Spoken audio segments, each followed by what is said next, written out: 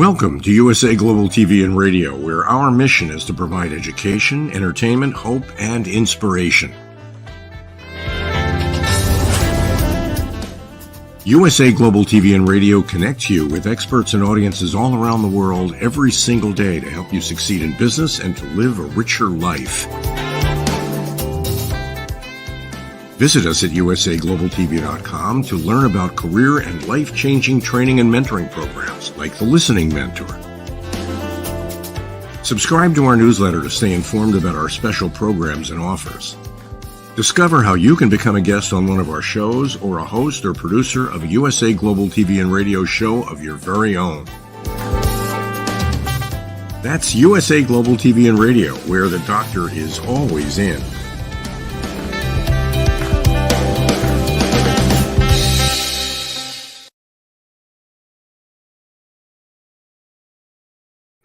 Good morning, good afternoon, good evening. Welcome home to USA Global TV and Radio. I'm Dr. JACALYN KERBECK, and our show today is The Wise Ones. We have a super fabulous guest backstage. Before we bring her out, let's welcome the star of our show, Mr. red.olaughlin. Red, come on out. Hey, Dr. JACALYN, always nice to be on your show. One of my highlights of my week. Thank you, Red. It's always good to see you. We haven't been seeing each other as much as in the past with the books. That's going to pick up again. For those of you who don't know, Red is an incredible, amazing book coach and publisher in addition to so many other things. And he's helped me with all my books become either #1 Amazon bestsellers or #1 Amazon new releases. So thank you, Red. You're most welcome. And we need to get on that next one before we start running out of time. I'm working on it. Not that we do, but it sure seems like we get toward the end and then all of a sudden there's just a lot more concern than there should be. Even though we make everything on time, it's not pleasant just to push right up against the boundary. I'm with you. Red, for people who haven't met you before and they're wondering how you can bring value to their lives, would you please just do a quick introduction of yourself and then we'll bring out our guest. Fantastic. Thank you very much. I'm a researcher. I research the human body at the cellular level, chemically speaking. I look for cause and effect relationships. Treat a cause, fix a problem. Treat a symptom, you'll always be treating symptoms. I fell in love with chemistry as a sophomore in high school. I got a degree in it. Wasn't able to practice it at that time because I got an invitation to Vietnam. Came back and wasn't able to touch it until about 10 years ago. I was retired. My wife came down with breast cancer, and I started doing some research into what can I do to help her with some of the side effects that she was having, and managed to solve a lot of them. And I changed over from writing and speaking. I had books and other things that I'd done on self-improvement, motivation, going around the country, selling my books and things at the back of the room. But I fell back in love with chemistry, and since then I've written almost 1,000 articles on LinkedIn, almost all dealing with some aspect of health and wellness. Real specialty is in longevity, and about 1,500 on my blog site, my website. And that's what I do. Other than that, I do help people with their books. I have a couple clients that I'm working with right now as a book coach, a couple more just as a publisher only. And in between that, I speak on the USA Global TV and Radio Network, a broadcast host, and a panelist, and also speak at yesterday I spoke at Chamber of Commerce meeting. So those are the things I typically do on a regular basis. So writer, author, speaker, broadcast host, publisher, just something to keep me busy in my retirement. Back to you, Dr. JACALYN. Thank you so much, Red. Well, we were talking backstage. This is the first time we have a guest with this title, Muse of Magnificence. I absolutely love this. I'm excited to explore how and why our guest came up with this title. It's truly unique. So we have Swanette backstage. She's joining us today, and I think she's going to be taking us on a journey that will really be eye-opening for many people who hopefully are going to be open and receptive to the wise ones today and to our topic. So let's welcome Swanette to the program. Hello. Hello. It's an honor to be here with you today. It's lovely to have you. And for people who are listening on the radio, how do you say your last name? I didn't want to say it wrong. It's Kuntze, Swanette Kuntze. Thank you so much. So Swanette, what an incredible title that you had there, Muse of Magnificence. What does this mean and how did you choose this title? So I think this came up as I figured out that I'm always inspiring people to step into their own magnificence.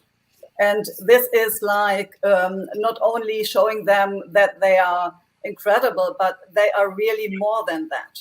So that there is the possibility of creating a life beyond brilliance if they really step into their essence, if they really understand who they are and their true identity, and from there create. So this is when they are in their own magnificence. And I'm leading this process as the Muse of Magnificence. Thank you for sharing that. Was there a time in your life when you were questioning your own magnificence, or so in other words, did it start with you before you started helping others? Yeah, absolutely. So I have kind of a story of different aspects of my life. So when I was only 8 years old, I had a near-death experience. And it was this moment when I was lying in a doctor's bed, being in coma, and was kind of pulled into the light. And it was so peaceful and calm and loving that I really wanted to go there. And the next time I was pushed back into my body and I woke up from my own screaming and then fell in coma again. And this was the first time that I figured out that there's more than just our so-called bio body, our physical being, but that there is something more. I would call it the spiritual part of us, the higher self. And I went through a lot of trouble seeing beyond, as I'm clairvoyant and precognitive since then, figuring out, okay, most people can't see their magnificence. And for me, it was like I was struggling with life a lot. So I went into medicine. I'm educated in that. I'm also an engineer in chemical environmental technology, worked as a consultant, and then I was a business consultant for many, many years. And from the outside, it looked like I had a jet set life. I was living in trains and planes and hotels, today Paris, tomorrow London, and then Munich. But inside, I felt like I was so little that I really didn't love my life. I didn't love myself. And I took a lot of courses and educating myself to understand who I truly am. Who am I in my own identity and what it is that my mission is here in this world? Because it's not only living a life. I feel that there's more because of being in spirituality for so long. And for me, it's like my own path, going through that and now understanding, of course, what people are going through and helping them to step into their own magnificence. What an incredible backstory you have. Very interesting. Yeah, kind of a wow. It's interesting how sometimes we get tied up in our lives and we don't realize that there's something else bigger and better there. And sometimes it's a trauma that opens the door or opens our eyes. And when you see there's something else out there, sometimes we're too scared to even go that direction. Obviously you went that direction, you've studied, you've done a lot. So how did you get from where you were as a jet setter to realizing that maybe you could help more people in another way? It was a moment, and I can remember as it was yesterday, because I had another week in front of me, like all my suitcases were packed with the project maps and the tickets. And I had to go out of bed at about 5 o'clock to get the next plane to, I don't even know it. I think it was Munich. And so in this moment, I tried to go up and my body said, no way. So I was like in a total burnout and I was not even able to go out of bed anymore. It was like I was so tired and I felt like I could sleep forever. And so I called my assistant and told her, sorry, you have to cancel all my appointments because I need to take care of myself now. And I took 1 week out and went to Madeira Island, where I'm living now. I originally come from Germany.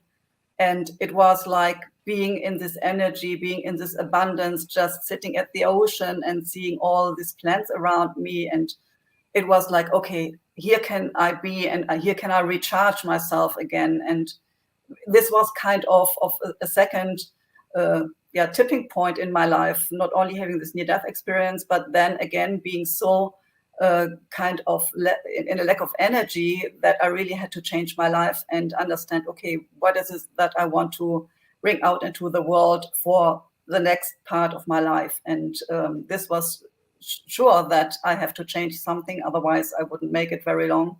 And I really felt that now is a time to connect deeper, on a deeper level with people and help them to go through this kind of process. They are perhaps struggling with life, not feeling motivated anymore, or feeling this lack of energy, or going in kind of a loop and don't know how to go out there, not having an understanding what they are truly here are for bringing into this world, and perhaps even like me leading this paradigm shift and creating a better future for humanity. Interesting. Yeah, thank you for the work that you're doing and the people you're helping. A question I have that people may be wondering about is, once someone finds their passion, they find their brilliance, they find their magnificence, there are times when things just come our way. We just become bombarded with things. And to Red's point earlier, sometimes we're head down and we're not like taking a big step back and looking. What are some of the things that we can do so we don't start questioning ourselves and end up losing a lot of ground from that we gained by doing the work and by getting to know ourselves?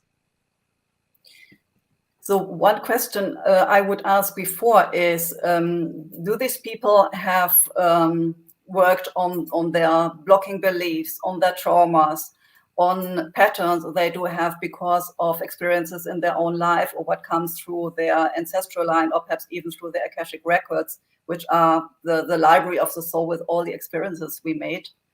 If this didn't happen before, often it is like there's another layer being visible that needs to be unhooked.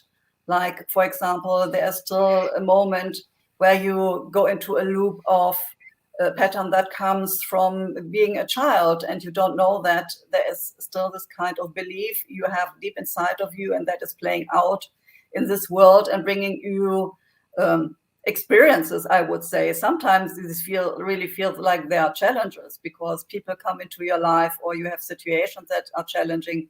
But for me, these are learning experiences. And you have to understand, why is this coming into your life and what is the teaching out of that? So going into another perspective, reframing what is happening, not going into this, okay, I have this kind of situation and I automatically react in a certain way, but stepping back for a moment, seeing what is the fact and what is your interpretation on this fact and what are possible reactions on that.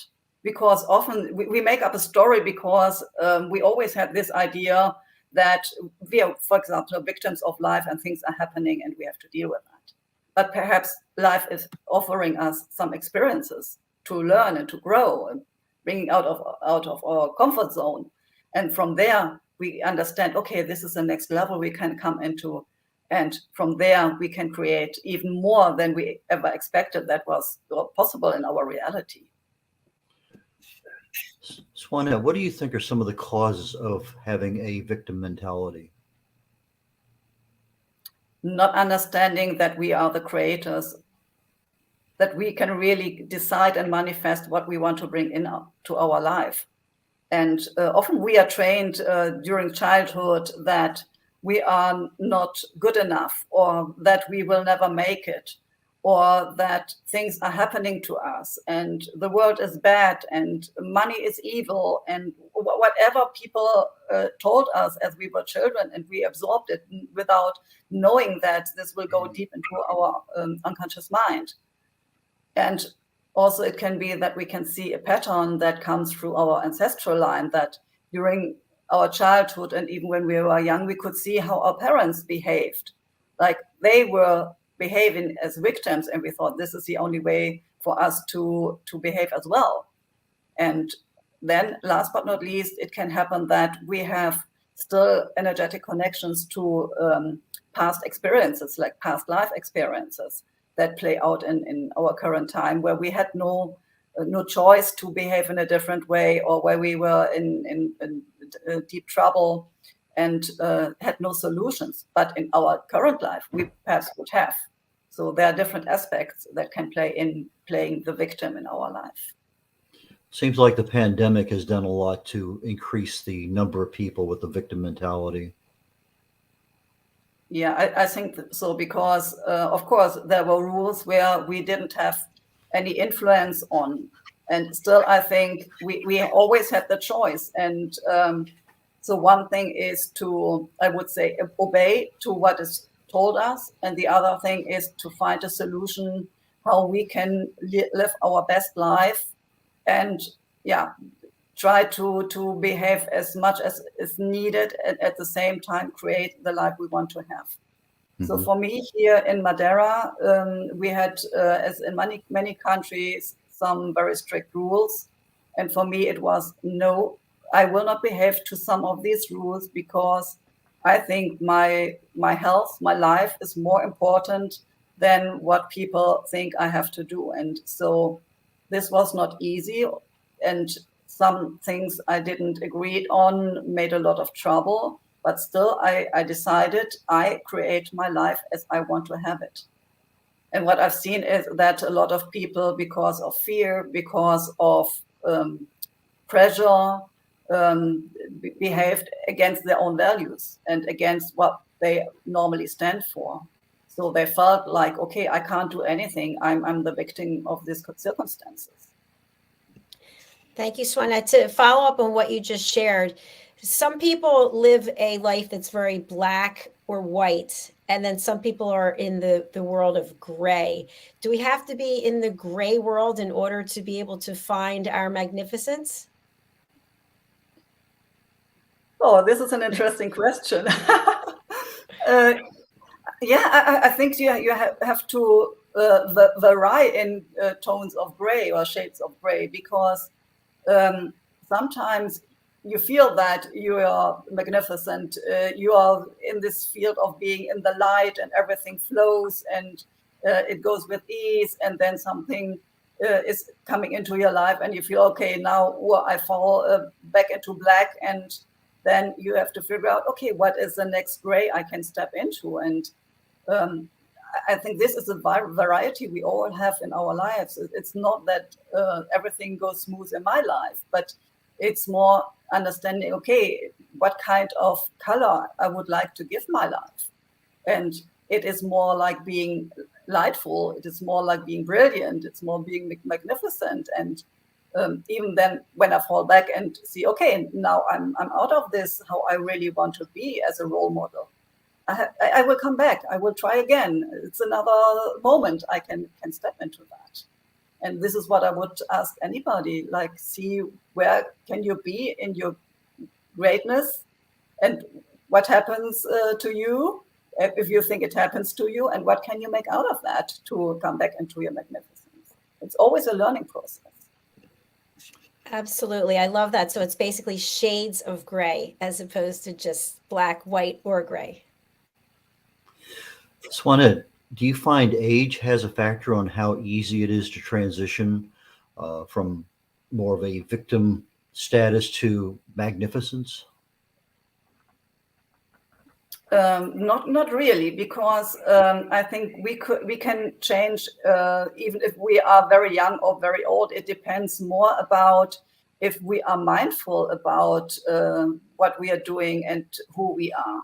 So even if you are older and feel that, okay, I've lived my life all the way like I'm now, there's still the possibility to look deep into yourself and feel, okay, what is it that I really want to bring out for the future from this moment on? Every day you have the chance to change. And of course, if you have done something for many, many years, there is a deep pattern, a deep path doing the same over and over again. But still, it's possible to change. If you feel that you want to do this transformation and you have a strong why. If someone else told you, oh, you have to change because you have to work out more, no more exercises, eat better, or stop smoking, or whatever. This is nothing that will motivate you. It has to come from deep inside, that you feel, okay, for the person I really want to be, this needs to be transformed. And if you understand why you really want to change something, then age is not a question. So somebody who's continually learning may bump into some of these things you're talking about as why am I here? What is my legacy? That probably gives them more of a predisposition to wanting to improve, because that's just part of their psyche as far as wanting to learn more. But if you're just a work-a-day kind of guy and that's all you do is go to work, come home, watch TV, eat, go to bed, little likelihood that you even know there's a better world out there. So I can see where there's a lot of dilemmas out there, because there's just so many different kinds of people, and the experiences we have, it just I can see where you have a wide open field of potential clients. And speaking of that, Swanette, for people who are interested, they want to work with you, how does that process look? If somebody wants to engage with you, how does that happen? Yeah, so there are different steps. First of all, I need to understand your story and understanding what is it that you want to transform in your life. And then we start with unhooking what is holding you back. So what is this invisible glass ceiling that you can't see but needs to be kicked to go through? And what I do is we start with understanding about your blocking beliefs, about your traumas, and see what is happening in this lifetime. And of course, we clear and reframe that. Then we go into your ancestral line, and often people are not aware what are the behaviors that are given over from one generation to another one. Some are, if it is, for example, violence or alcoholism, this is very visible. But to give you an example from my own family line, my grandmother has been in 2 world wars and my father has been in 1 world war. So every time they created wealth, they lost it somehow. It meant that they couldn't take the wealth worth going to another place, or it was destroyed because of the war. So we had a pattern in our family, like creating wealth, losing everything, creating wealth, losing everything. And I became aware of that because I had this pattern as well. Like I could create a lot of wealth, and then like situation came into my life and I lost money and I lost my wealth. And then I created new. So like, Phoenix burned and then out of the ashes again. And after clearing that, my life changed. And so understanding what is coming over from your ancestral line, we will clear this out. And then if you're open for that, we will go into your Akashic records. Again, this is kind of the library of the soul with all the experiences you made. And we will see if there still is an energetic connection to the present time, if there has been an experience that still has an impact in this current lifetime. And also to give you a very short example, I had a client and she was afraid of speaking on stage.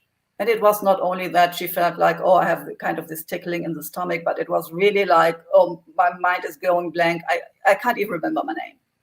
And so we started with this present time and we figured out, okay, there was a moment when she was bullied in school because she couldn't do any calculation on the board, and another moment when she couldn't say a poem in front of the family during Christmas time. And we cleared this out. And then we went into her ancestral line, and there was something given over from her mother's side that women were not allowed to speak out in front of adults. Okay, we cleared this out as well. And then it was still not that I would really say this was a massive change. And I asked her to open the Akashic records, and we went into the Akashic records. And as soon as they were open, I could see her standing on a wooden stage, and people in front of her were clapping and laughing. Yeah, go on, go on. But she had a cord around her neck. And the next moment she was hung. And this was like being on stage equals death. Like if I am in front of people on a stage, I will be killed. And there was still an energetic cord to the present time. So every time she went on stage, for her, it was like, the next moment I will be dead. And so we cleared this out, and now she's able to speak on stage and be of value for people, bringing out her story and sharing her experiences and making the change for the world. So this is the first part. So very interesting. You make it sound like clearing a limiting belief is almost like a light switch, but I know it's a lot more than that. Could you go a little deeper into what actually is part of the process of clearing a limiting belief? Yeah, you have to understand what is the belief first. And often people know that they have kind of stories about themselves, that during their childhood, or even when they were young children or young adults, there were something like they had the feeling they were not enough, or they had the feeling that they are not important, although nobody is seeing them. So first of all, we have to figure out what is this belief that is holding them back to step into their magnificence. And then there are different kind of tools I can use, like using tools of NLP, doing a reframing, or I work with energy healing as well, using the emotion code for bringing out all the trapped emotions that are connected to this belief and that are stored in the cells in the body, and bringing out these kind of trapped emotions and clearing therefore these beliefs. So different tools to do that. And even if people fear that this goes very deep, that it is more even like a trauma, I use something that is called wing wave, that is based on EMDR. So I have a pack of different tools I can use depending on how deep is this belief, where it comes from, and on what kind of level it is located. Would you say, Swanette, in the work that you do, that you are an empath or medium or psychic in any way? All of that. All of that. Okay. Because we didn't really clarify that from the beginning. So that's what I wanted to make sure. So for people who are not aware of what those things are and how you can help them in those ways, can you share more? Yeah. So of course, first of all, I'm an empath. I can feel other people. But also, since I had this near-death experience at the age of 8, I'm clairvoyant and precognitive. And this means like you can see with your normal eyes, and I can see even beyond. It's like I'm getting pictures or short scenes about what happened in your life. And being precognitive, I also get instant knowledge. I get words, or I get short sentences. And it is like I'm downloading this kind of information from the morphic field. And you could see the morphic field is something like, in technology would say it's the internet. So all information is stored there, and I'm connected to this morphic field, and I can download this information and make it visible for my clients. Fabulous. Thank you. Thank you. I was just thinking about what you were saying. So when you're doing this clearing process, I would imagine that your client has to be open to the clearing. Was that an accurate statement? He needs to be willing to step into this adventure and into this experience. But this work also is functioning if people don't believe in that. So it's not about that they really must have a deep belief in, okay, this kind of work is working for me, but they must at least be open and willing to try and willing to step into this adventure with me. Yeah, that makes good sense. Swanette, Thank you. one of my friends here in Houston uses hypnosis primarily for addressing PTSD problems. A lot of military and law enforcement and stuff. Is that a tool you also use, hypnosis? No, I use trance, which is not so deep as hypnosis, and it brings people into a relaxed state, and for me, more easy to work with them. But it's not hypnosis what I'm using. No. Trance. I'm not sure that. So it's kind of like hypnosis light. Yeah. It's a term I haven't heard. I know trance, but I didn't realize it was a different or a medium between a tool of hypnosis and, just sitting there talking to somebody about, well, tell me about your background. So apparently there's a little incremental place on the way to hypnosis that you can open up somebody's ability to share or to become more readable. Maybe that's a better word. Yeah, to access the way or the path to the subconscious. So this is what is happening with bringing people into a trance. Swanette, we have another show on our platform, and we talk a lot about grief, about loss. And I was wondering, are these areas that you can really make some major inroads with people who are grieving for years and years and they can't move forward? Yeah, absolutely. So this is one aspect if people are lost, and I would call this people being in a trauma, because if you lost someone who you really loved or you had a really deep relationship with, it often feels like a part of you is missing. And there is this moment of a trauma when this person is not, or this person is not there anymore. So getting a relief out of grief is definitely something I could help with. Yeah. What about pain? I mean, I use emotional freedom techniques, or I recommend it for people with chronic pain. Is that another area of your expertise? Not so much. So I'm not working with people who are in pain. Often, like, pain is a symptom, but there is something like a deeper source behind that is creating this pain or this sickness. And it is more for me to understand what is causing it, what is the source of the problem that shows up as pain, for example, and I would work on that. I'm not working on the pain, so to say. So maybe you're working on the cause. You find the cause and you can try to fix a problem, or at least address it significantly. Yeah. Yeah, that sounds like similar work to what you do, Red, as a longevity expert. Mm-hmm. That's what I was just saying. Find a cause, fix a problem, find a symptom, or treat a symptom. You'll always treat symptoms because you're not making any inroads into actually making a change into anything.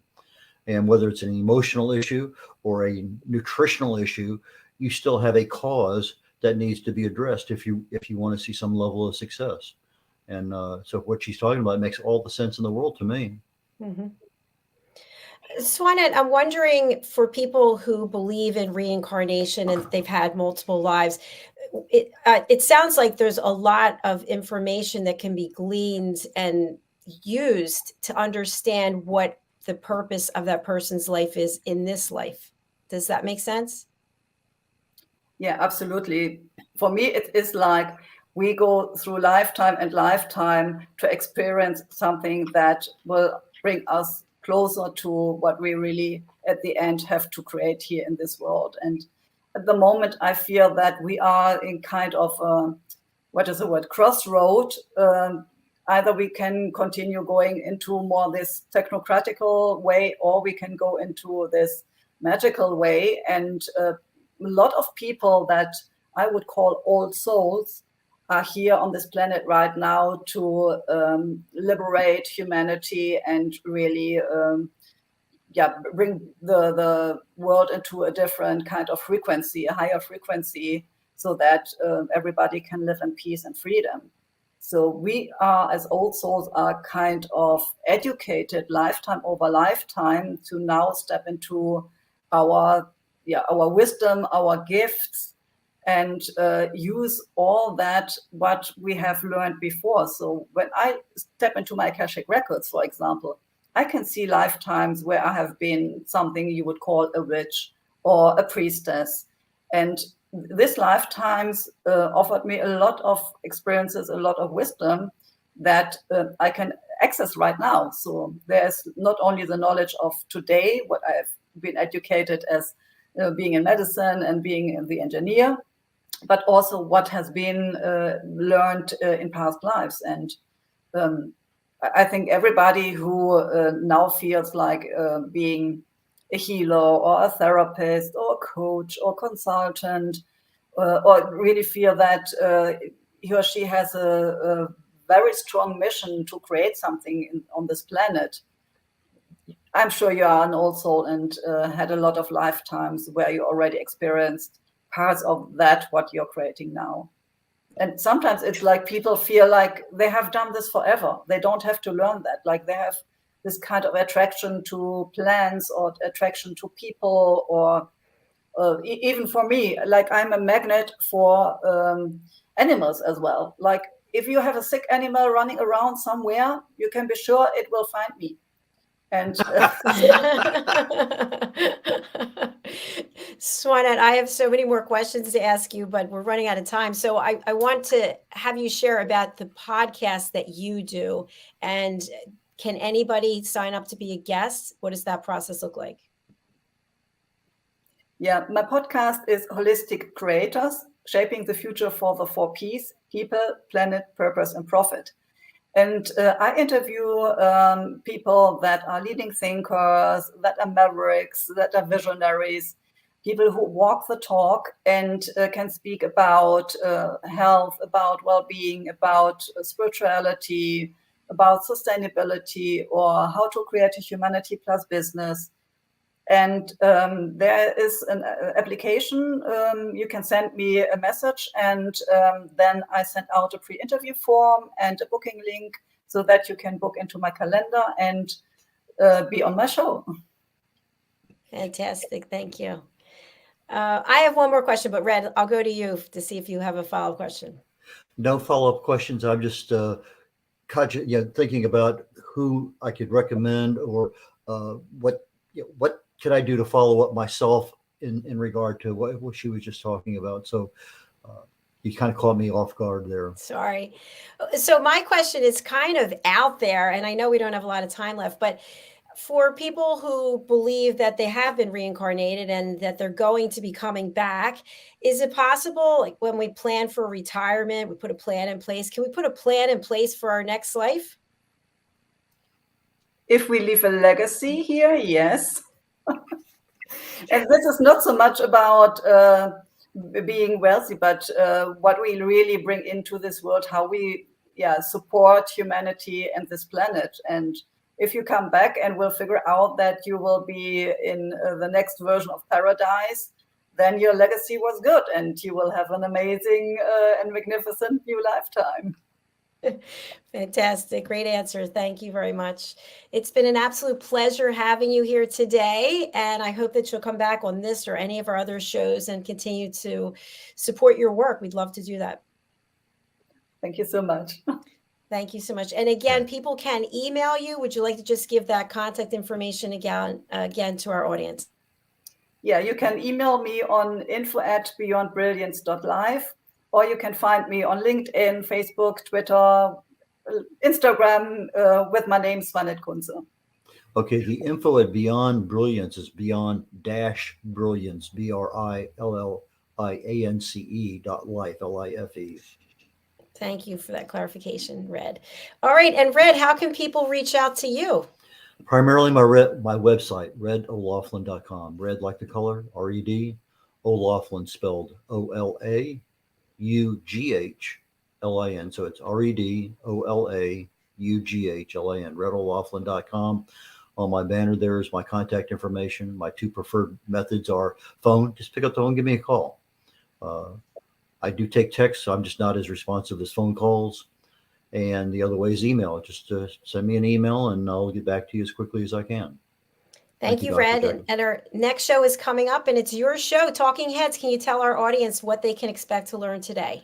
Yes, in about, looks like 11 or 12 minutes, Talking Heads on the USA Global TV and Radio Network every Thursday at 2 o'clock Central, 3 o'clock Eastern. My show deals with health and wellness. We're doing a 6-part series right now on cancer, its causes and options. I research what causes things to happen. And we talked about some unusual things last week on, what is the real cause of cancer? And a lot of people think it's, a genetic mutation in the DNA. And yet there may be another one. And we talked about, that as an opening. So I'm following up on that, but going into some more, not intimate detail, but detail in areas that we don't necessarily think are really helpful. So next 5 weeks, we'll be delving into cancer, what is its causes, and what real options are effective in addressing some of those issues. So Talking Heads, red.olaughlin coming up here very shortly. Thank you so much, Red. Thank you, Swanette. It's a pleasure having you here. Please go over to our YouTube channel, USA Global TV, and subscribe. If you'd like to be a guest on any of our shows, we have about 30 live shows a week. Go over to our website, usaglobaltv.com. Thanks so much. It's a pleasure having you here today, Swanette. Thank you, Red. I appreciate you as well. Bye, everyone. Bye now. Bye.